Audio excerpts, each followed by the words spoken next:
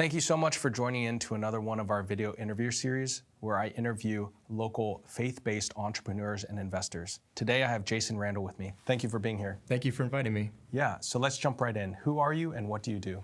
So I am a commercial real estate agent. So we're, traditional residential, you'll sell houses. I sell specifically industrial buildings, so like manufacturing, warehousing, and now I'm transitioning over to multifamily properties. Yeah, so how did you kind of get into that industry? Usually I see people really trying to get into the residential space, but then why commercial and then why specifically industrial?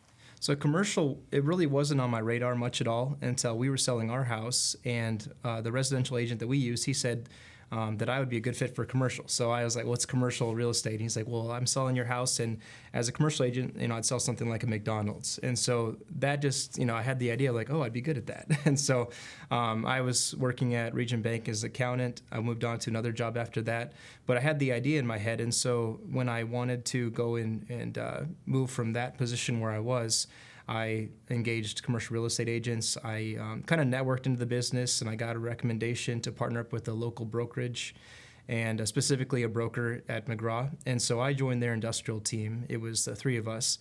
After about 4 months, we all branched off and started Legacy Commercial Property Advisors. Now, I'm not an equity partner in there. I'd only been in the business for 4 months, but I did get to be there on the ground when we were starting everything, and I feel very privileged to have been part of that.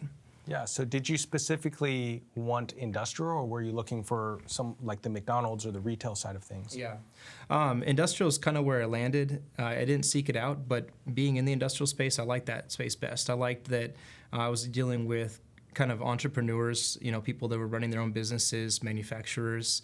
It also was a pretty hot commodity, and still is, and so I enjoyed that space for that reason. And I didn't really have much of a choice, so I just kind of went with it. So what is industrial real estate? So industrial real estate, it's a lot of manufacturers. It's a lot of warehousing. Think about Amazon or other businesses that are making products. They require heavy power for manufacturing. They require high clear heights for storage and for warehousing. Sometimes you'll get service components where you'll have somebody needs to park trucks inside. You'll even see some kind of automotive components sometimes with those types of properties. So it has a lot of flexibility, but mainly I'd say the largest components are just the power and the warehousing space. So what is multifamily? So multifamily is basically apartment complexes in layman's terms. And the way that we treat multifamily is as an investment. So where in industrial, you'll have owner-users and you'll have tenants. Multifamily is strictly sold to investors who are looking to make a profit on a certain cap rate, certain return on their investment. Who are the type of people that you interact with when it comes to transacting in multifamily real estate? So you have a lot of different owners of multifamily. Buyers seem to be pretty easy to find, but the owners, people that want to sell their properties, those are the ones that we kind of focus on. You've got large institutional buyers or sellers that own a lot of properties in different states. You've also got people that own single portfolios with just one property. And those ones, they seem to be more emotionally attached to their properties, but they are also a lot easier to contact and talk to. So we're trying to find a balance of talking to those larger institutional and building rapport with them, as well as engaging the smaller property owners. Yeah, so what does a day-to-day look like for you? So day-to-day, I really have to focus on engaging with people who own properties. So I am looking at lists of people who have sold property, people who own properties. I'm investigating and researching who to talk to in those companies, getting on the phone a lot, and calling and trying to get my name out there so that they think of us when they want to sell their properties. We come in a lot of times with buyers, and we'll say we've got people looking for different asset classes, different sizes of properties in different locations, and so we'll try to see if there's opportunities out there. We've talked a lot about business. Let's transition a little bit. Tell me your story in faith. So I grew up in a Christian home. I had a slight falling away period while I was in the Marine Corps.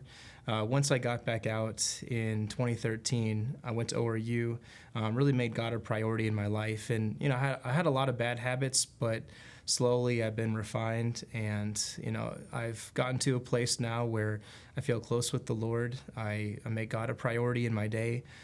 Try to drive all my decisions based off of prayer and abiding with Christ. And so I've had a lot of good spiritual influences. I've gone through Influencers Journey Group here in Tulsa with some great Christian guys.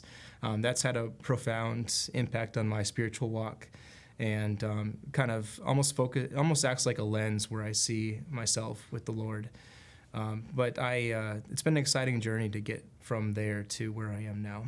Yeah. So tell me about how you integrate your faith and your business.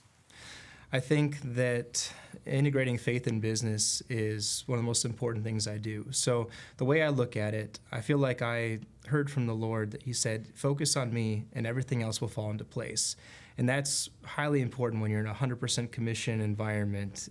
It's very easy to be worried about where the money's coming and when it's coming, but focusing on God and relying on that promise that, starting my day every single day with reading the Word, with praying and kind of getting God's blessing for the day. I think that is the most important thing I do. And then I just try to keep that in mind my entire day as best I can. I feel like that's becoming more and more effective as especially the last few months. I just feel like an awareness of God's hand on my day. And I try to make that the priority. So tell me about some local initiatives or charities that you like to give back to. So I don't know if I really give back to any charities or initiatives. I do like to be involved in our church community. Another thing I like to do is I did for a while have a group of guys where we were going through books where I was trying to not really mentor them because they were my peers, but I was trying to influence them in a good way, trying to keep all of our focus on being a wall for our family, and just to see ourselves as the spiritual stronghold of our families, as that spiritual wall, and taking that seriously. And so I think that that's something I'm looking to get back into again now, is finding peers of mine and coming together and trying to create this culture of men who take our responsibilities very seriously as spiritual role models for our families. Yeah. So how do people reach out to you? If you need to get a hold of me, you can go to our website, legacycpadvisors.com. Under Contact Us, I am one of the handsome faces on the page. You can see all my info there. Thank you so much, man. No, thank you.